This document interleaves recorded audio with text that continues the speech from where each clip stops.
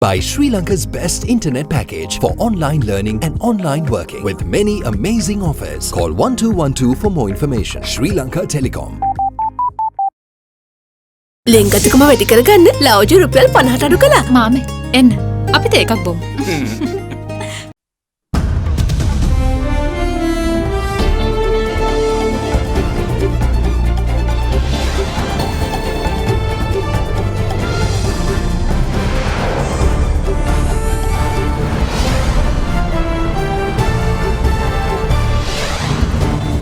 Tonight, preparing for anything, residents brace themselves as Cyclone Burevi makes landfall on the eastern coast. Wrong numbers. State Minister Cabral tears into rating agencies grossly overstated. Doom and gloom. We have set out various ways in which the deficit is to be financed, but obviously they have ignored it. Spreading the net. Government greenlights antigen testing at private facilities as 4 more deaths reported. Yesterday, the government approved use of this test at private factories and in private hospitals, in the large factories or large institutions. Investing in the future. ADB approves $400 million loan to overhaul the country's secondary education system. All this and much more coming up on this Wednesday, the 2nd of December 2020. නව sunlight sakura. Then දිකුකල් පවතින sakura මල් සුවඳින්. From AdaDerana, this is AdaDerana First at 9. Live from Studio 24 in Colombo.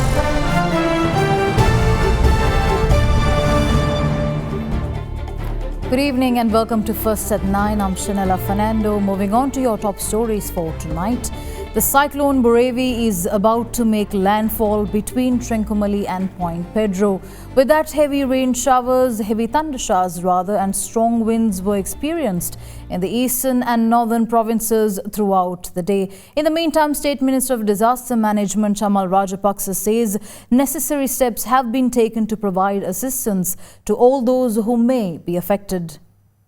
Sri Lanka is bracing for cyclonic storm Burevi, which is currently over the southwest Bay of Bengal and is expected to make landfall between Trincomalee and Point Pedro, close to Mullaitivu.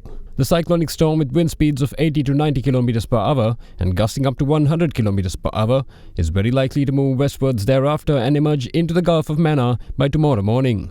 As a result, heavy showers and winds have been reported in the northern and the eastern parts of the island throughout the day today.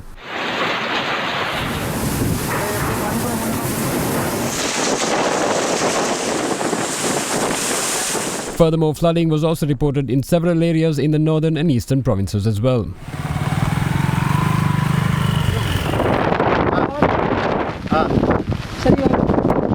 Meanwhile, steps were also taken by the disaster management authorities to evacuate people residing in high-risk areas of the districts of Mannar and Mullaitivu to safe zones as a preventive measure.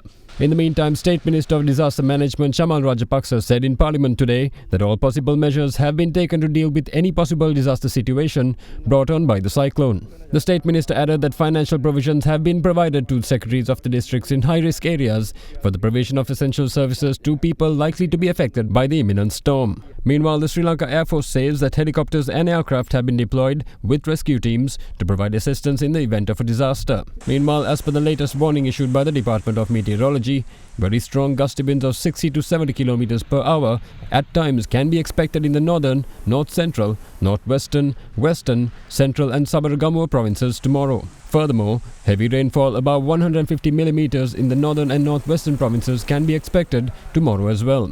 In other developments, the governor of the northwestern province, Raja Kollure, says that all schools in the Puttalam district will remain closed tomorrow due to the adverse weather conditions prevailing in the country.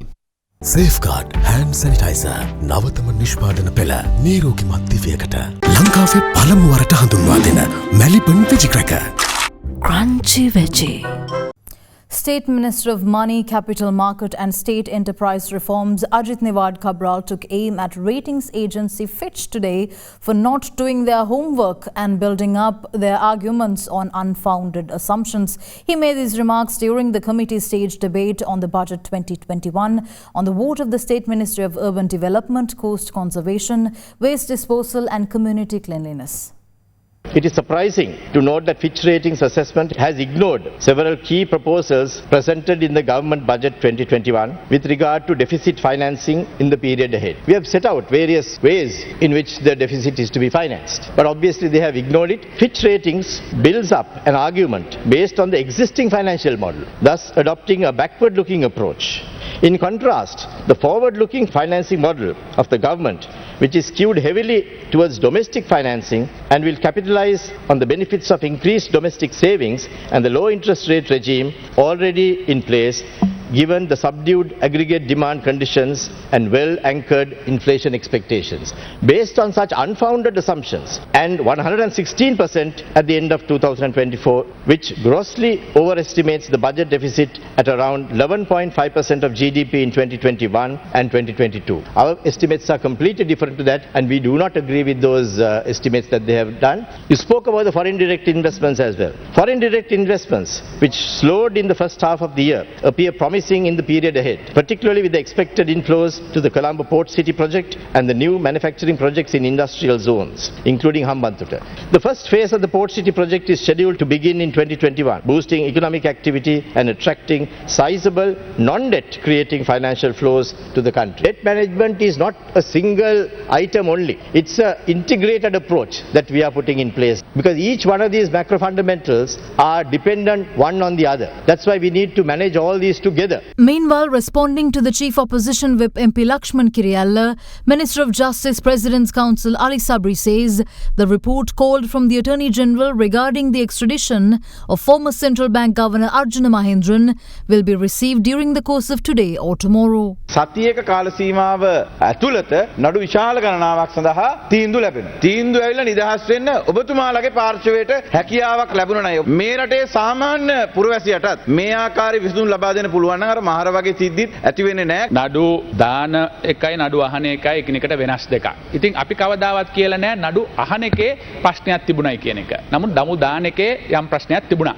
FCID එක හදන එක, දූෂණ මර්දන කමිටුවක් හදාගන්න එක, අගමැතිතුමාගේ කාර්යාලයෙන් සිට මෙහෙවන එක සිදු නොවිය යුතු දෙයක්. අපි කවදාවත් ඒක කරන්නේ නෑ ගරු මන්ත්‍රීතුමනි. ඔබතුමාට පේන්නේ ඔය නඩු කීපේ විතරයි. නමුත් සිවිල් අභියාචන අධිකරණයේ විතරක් අන්තිම දවස් 3 නඩු තීන්දුව 70කට ආසන්න ප්‍රමාණයක් ලබා දීලා තියෙනවා. ඒ අය අර්ජුන මහේන්ද්‍ර ලංකාවට ගෙන්නේ කියලා සිංගප්පූරේ ඉල්ලීමක් කරනවා. ඒක තොරතුරක් ලැබිලා තියෙනවද? ඒ සම්බන්ධයෙන් යම් වාර්තාවක් මම ඉල්ලලා තියෙනවා ලිඛිතව නීතිපතිතුමාගෙන්. එම වාර්තාව අද හෝ හෙට මට ලැබෙයි. යම් ඩෙවලොප්මන්ට් එකක් වෙලා තියෙනවා කියලා මට තොරතුරු ලැබුණා. නීතිපතිතුමාගෙන් ඒකට පිළිතුරක් ලැබුණාම මම ඒ පිළිබඳව පිළිතුරක් දෙන්නම්. With Sri Lanka aspiring to become an advanced knowledge economy by targeting education and skilled labour as national priorities, the Asian Development Bank has announced the approval of a $400 million loan to bring about improvements to Sri Lanka's secondary education system. The program will benefit about 953,000 students annually in subjects of high economic importance such as science, technology, engineering and mathematics, as well as commerce. The Asian Development Bank announced yesterday that it has approved a $400 million loan to support the government in transforming its secondary education system, aligning with the demand for highly skilled and agile workers who can compete in the rapidly changing global economy.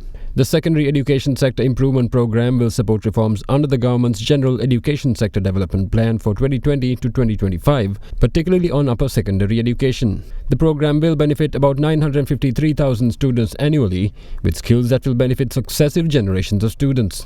The program also aims to equip the country's young population with knowledge and skills in science, technology, engineering and mathematics, as well as commerce, which are fields of high economic relevance. The program will also enhance readiness for further education in STEM fields and foster competencies for higher productivity and adaptability by reforming the curricular, instruction and assessment systems to focus on practical application of knowledge and integrative cognitive and socio-emotional skills. The program will also focus on improving teaching quality and teacher training, given the importance of quality of teaching and method of instruction on learning. More than 47,000 upper secondary education teachers will be trained on inquiry-based and interactive learning approaches to increase student interest and engagement with subject content. Prime Minister Mahinda Rajapaksa says that the country's export earnings and remittances are at a higher level than before the COVID-19 pandemic. Addressing the 2020 Sri Lanka Economic Summit organised by the Sri Lanka Chamber of Commerce, the Prime Minister stated that this was a result of the government's timely decision to restrict imports. අද වන විට රටේ ආර්ථිකය තායි භාවයකට පත් කර ගැනීමට අප රජයට හැකි වෙනවා. මේ බව ආර්ථික කටයුතු වල නිරත වී සිටින ඔබ සියලු දෙනාම හොඳින් අවබෝධ කරගෙන ඇතැයි මම සිතනවා. අප දකින ආකාරයට තව වැඩි කලක් යන්න පෙර මුළු රටම නැවත වර්ධන මාර්ගයකට යොමු විය යුතුයි. මුළු රටම නැවත එකම වැඩබිමක් බවට පත් විය යුතුයි. මේ වන විට රටට ගලා එන උපනයන ආදායම සහ විදේශ සේවා ප්‍රේෂණ වසංගතයට පෙර තිබුණු මට්ටමට වඩා ඉහළ මට්ටමකට පිවිසී තියෙනවා කියන එක ඔබ දන්නවා. රජය ආලෝචිත ලෙස පනවන ලද ආනයන සීමා නිසා අපගේ බාහිර ගිණුමට යම් සහනයක් ලැබී ඇති අතර එම වාසීන් හරහා බාහිර අංශයේ අතිරික්තයක්ද වැඩි වී තිබෙනවා. ඒත් රටට ගලා එන ඉරිදු විශේෂ ආයෝජන තවමත් අපිට සතුටු විය හැකි මට්ටමකට පිවිසී නැති බවත් අපි දන්නවා. More news on the other side of this break. Stay tuned. Ceylon Bank, the bank with a heart.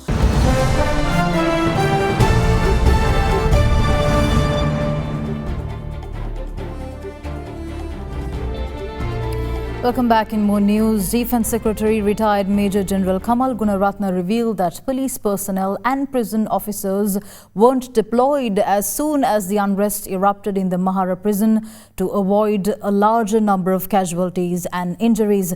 In the meantime, MP Lohan Ratwata was given the portfolio of the State Ministry of Prisons Management and Prisoners Rehabilitation.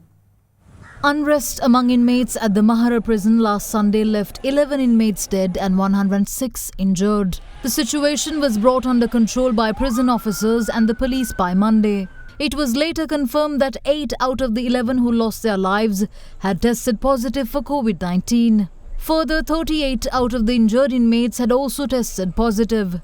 In the meantime, Defence Secretary retired Major General Kamal Gunaratne at an event yesterday stated that the situation at the Mahara prison is currently under complete control. සිරගෙදර ගේට්ටුව සහ තාප්පය කඩාගෙන එළියට එනකොට එය මැඩ පැවැත්වීම සඳහා බන්ධනාගාර නිලධාරීන්ට බන්ධනාගාර ආඥා පනත යටතේ බලය පාවිච්චි කිරීමට සිදු වුණා. නමුත් හවස් වෙනකොට පෙරේද ආපහු මේ රැඳවියන් ආපහු අර මත්පෙති අරගෙන කලබල කරන්න පටන් ගත්තා. එය මැඩ පවත්වන්න බන්ධනාගාර නිලධාරීන් සහ පොලිසිය යෙදවීම මම පහුව ඊයේ උදේට කල් දැම්ම හේතුව ඒ වෙලාවේ පොලිසිය සහ බන්ධනාගාර නිලධාරීන් ඇතුළට ගියා නම් ජීවිත හානිය ඇති වෙන්න ඉඩ තිබුණා. තව විශාල ගණනක් තුවාල වෙන්න ඉඩ තිබුණා. ඒ නිසා ඊයේ දවස ඇතුළත ඇතුල් කරන්න කටයුතු කරා. ඒ අනුව ඊයේ දවල් 1:00ට මේ අය එකපාරට බන්ධනාගාරය ඇතුළට ගිහලා විනාඩි 10ක් ඇතුළත මේ තත්ත්වය පාලනය කළා. ඒ කඩලා දාලා තිබිච්ච හිරමැදිරි ඔක්කොම නැවත යථා තත්ත්වයට පත් කළා. මේ සිරකරුවන් අතේ තිබිච්ච මත්පෙති නෙමෙයි ඇත්තටම ඖෂධ මත්පෙති විදිහට පාවිච්චි කරපුවා. ඒවා ඒ වගේම කුස්සියේ අරක් කැමියන් පාවිච්චි කරන විදිහේ තිබිච්ච මන්නපිහි වගේ භයානක ආයුධ මේ අය සතුව තිබුණා. ඒ සියල්ලම අයින් කළා නැවත සම්පූර්ණ තත්ත්වය ස්ථාපනය කරගත්තා. Meanwhile, relatives of the prison inmates gathered outside the Mahara prison demanding that authorities reveal the identities of inmates injured in the clashes. In the meantime, MP Lohan Ratwata was sworn in as the State Minister of Prisons Management and Prisoners Rehabilitation before President Gotabaya Rajapaksa today. The appointment was made following the position became vacant after former State Minister Dr. Sudarshini Fernando Pillai was appointed as the State Minister of Primary Health Services, Pandemics and COVID-19 Prevention. Later, the newly appointed State Minister arrived at the Mahara prison and inspected the premises.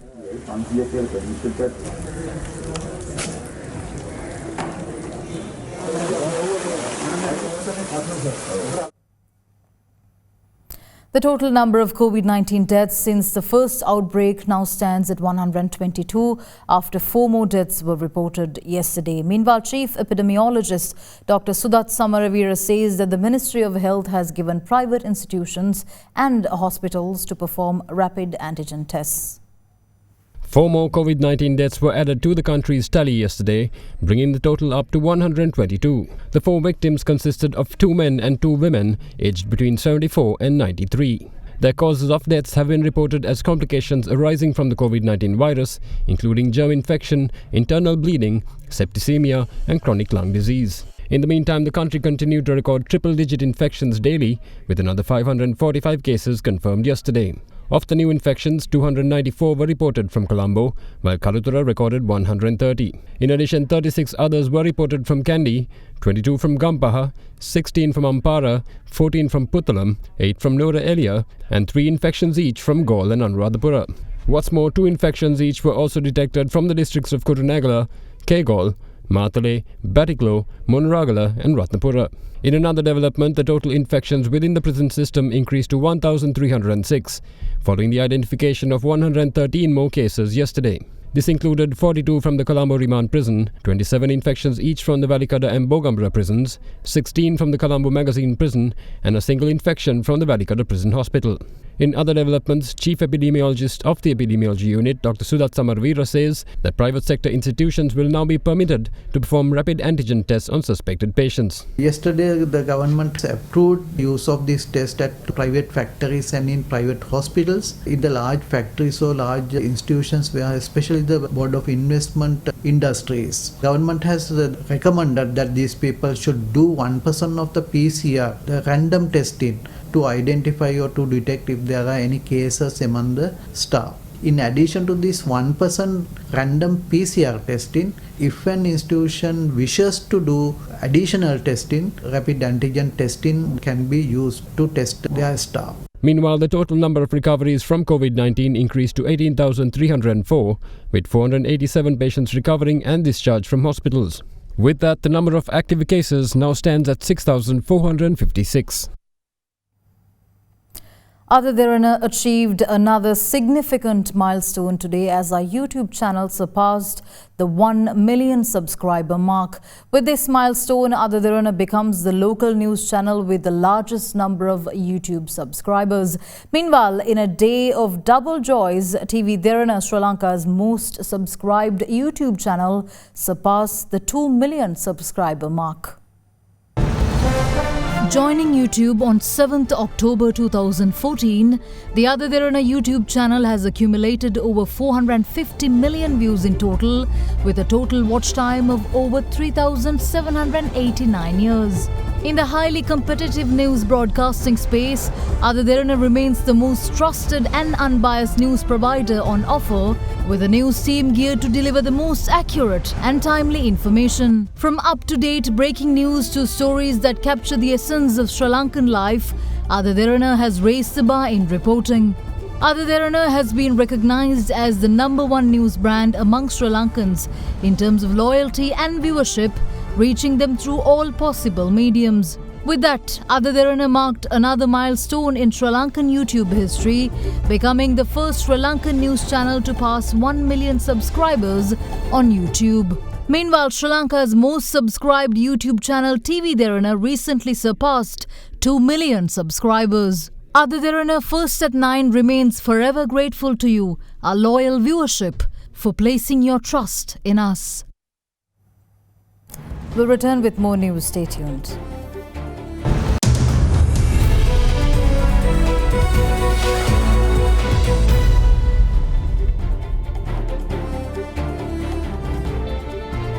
Welcome back in your business news. Headline inflation as measured by the year-on-year change in the Colombo Consumer Price Index has increased marginally to 4.1% in November 2020 from 4% in October.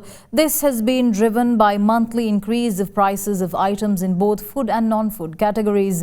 Meanwhile, food inflation year-on-year increased marginally to 10.3% in November from 10% in October. Non-food inflation year-on-year also increased marginally to 1.6% in November from 1.3% in October 2020. The change in the CCPI measured on an annual average basis remained unchanged at 4.6% in November. Meanwhile, the monthly change of CCPI was recorded at 0.4% in November due to the price increases observed in items of both food and non-food categories. Accordingly, within the food category, prices of big onion, red onion and potatoes increased during the month. However, prices of fresh fish and fresh fruits recorded declines during the month. Meanwhile, prices of items in the non-food category recorded an increase during the month, mainly due to price increase observed in the transport subcategory. The core inflation year-on-year, which reflects the underlying inflation in the economy, remained unchanged at 3% in November this year. However, annual average core inflation declined to 3.2% in November from 3.4% in October.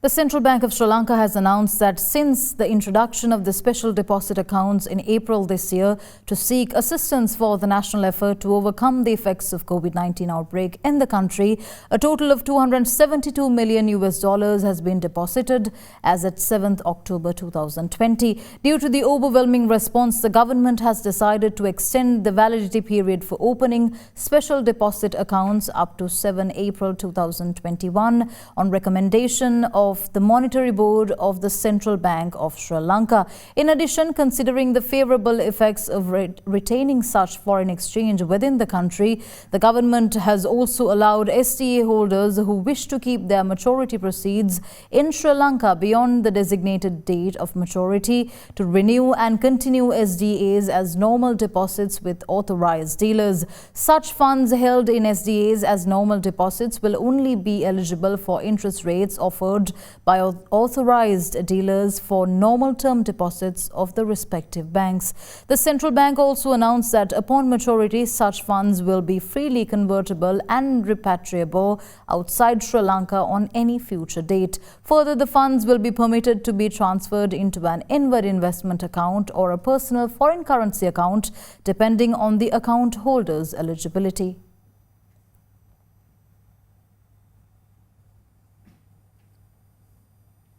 Addressing the Ceylon Chamber of Economics Summit 2020 yesterday, Central Bank Governor Professor W.D. Lakshman stated that the ratio of the government's foreign non-concessional debt to GDP is around 23%, with the remainder either domestic debt that can be rolled over or long-term concessional financing. Responding to arguments that Sri Lanka's fiscal deficits have been excessive with unmanageable debt levels, Professor Lakshman added that several countries, including Japan, Singapore, and the US, have debt far exceeding their GDP, providing that even high levels of debt could be sustainable if domestic debt is the predominant component. The central bank governor added that annual foreign debt service payments as a percentage of export earnings and remittances currently stands at around 12% in business as usual years such as 2018. Further, with the adoption of a fiscal consolidation path from 2021 and the increased emphasis on domestic debt in financing budget deficits, such indicators will improve further, while adding that fears surrounding debt sustainability appear unfounded.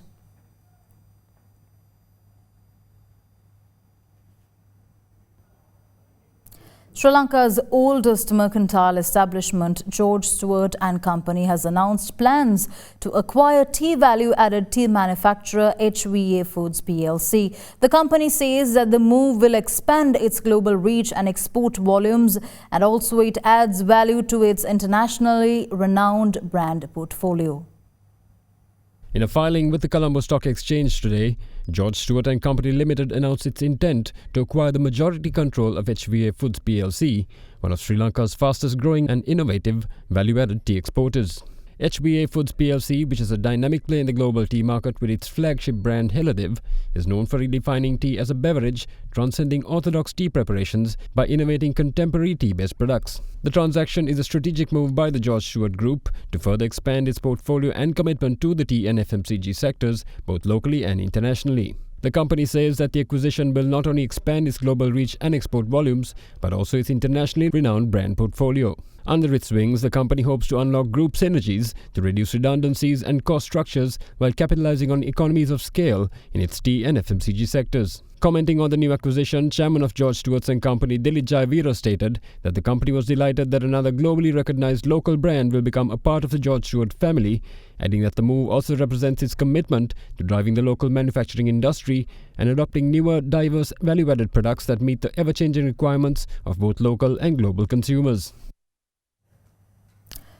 Taking you to the stock market, the all-share price index gained 0.45%, while the S&P SL 20 index of more liquid stocks gained 0.57%. Today, the market turnover was 2.2 billion rupees, with 111 stocks gaining and 84 falling. Here's a brief report on today's market performance. Today we saw again the market being up by around 28 points. It's the 7th consecutive time the market has been in the green, and the positive trend seems to be continuing with the buying interest coming from the local investors. S&P SL 20 also was up by around 15 points today. So with that, we've seen that the ASPI now has reached 6,345 points. If we take the overall market, we again see turnover levels exceeding 2.2 billion rupees and the number of transactions exceeding 22,000, which explains that the retail activity in the market is still high. Capital goods sector is where now the attention seems to be.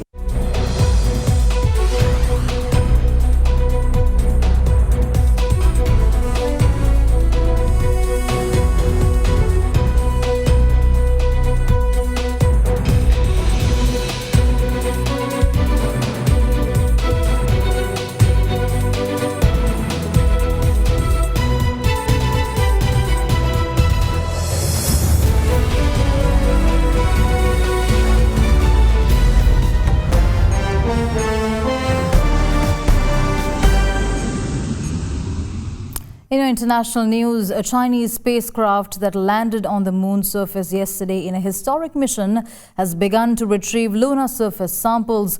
Footage showed the spacecraft drilling the moon's surface and collecting samples. China launched its Change A5 probe November 24th.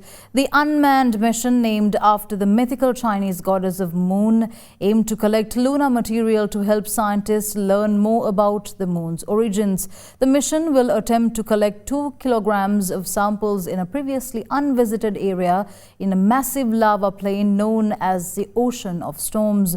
If the mission is completed as planned, it would make China the third nation to have retrieved lunar samples after the United States and the Soviet Union. With that, we wrap up tonight's edition of First at 9. Thank you for joining. Have a good night.